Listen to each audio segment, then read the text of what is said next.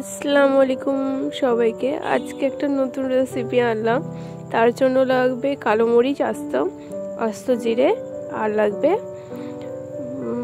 শুকনো লঙ্কা। ওটাকে পেস্ট করে নিতে হবে। নেওয়া হয়ে গেলে এবার আর একটা মিক্সার গ্রাইন্ডারে লাগবে আস্ত গোটা গরম মশলা। ওটাকে অল্প সামান্য জল দিয়ে পেস্ট করে নিতে হবে।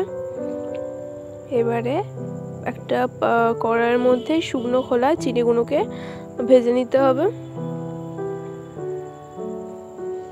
ভাজা হয়ে গেলে এবারে কড়াইয়ের মধ্যে তেল আর হলুদ গুঁড়ো আর নুন দিয়ে পটলটা কেটে রাখা পটলটাকে দিয়ে একটু হালকাভাবে ভেজে নিতে হবে। ভাজা হয়ে গেলে পটলগুলোকে তুলে রাখতে হবে। তারপর ওই তেলের মধ্যে একটু তেল দিয়ে বেটে রাখা সব মশলাগুলো যেগুলো বেটে রেখেছিলাম আর কি, সেগুলো দিয়ে ভালোভাবে কষিয়ে নিতে হবে। আর সামান্য অল্প একটু জলও ইউজ করতে পারেন। এর মধ্যে দিয়ে দিতে হবে নুন আর হলুদ গুঁড়ো। ওইগুলোকেও ভালোভাবে একটু কষিয়ে নিতে হবে। আমি একটু সামান্য জল দিয়েছি, নাহলে ধরে যাচ্ছিল। তারপরে দিয়ে দিতে হবে কাশ্মীরি লঙ্কার গুঁড়ো।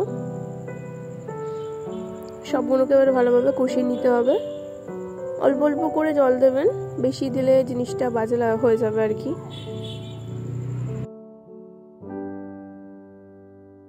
এবারে কষানো হয়ে গেলে 10-15 মিনিট ঢাকা রেখে তারপরে ভেজে রাখা পটলগুলোকে এর মধ্যে দিয়ে দিতে হবে। পটলগুলোকে এবারে ভালোভাবে দিয়ে কষিয়ে নিয়ে আস্তে করে রাখতে হবে গ্যাসের ফ্লেমটাকে। এবারে অল্প অল্প জল দিয়ে ফুটিয়ে নিতে হবে। তারপরে ভেজে রাখা চিড়েটাকে দিয়ে দিতে হবে। দেয়া হয়ে গেলে 10-15 মিনিট পর কি আধা ঘন্টা পর নামিয়ে নিতে হবে। তারপরে তৈরি পটল চিড়ে রেসিপি ট্রাই করতে পারেন। খুবই একটা সুস্বাদু জিনিস, নতুনত্ব। ট্রাই করুন, ভালো লাগবে। কেমন হয়েছে কমেন্টে জানাবেন।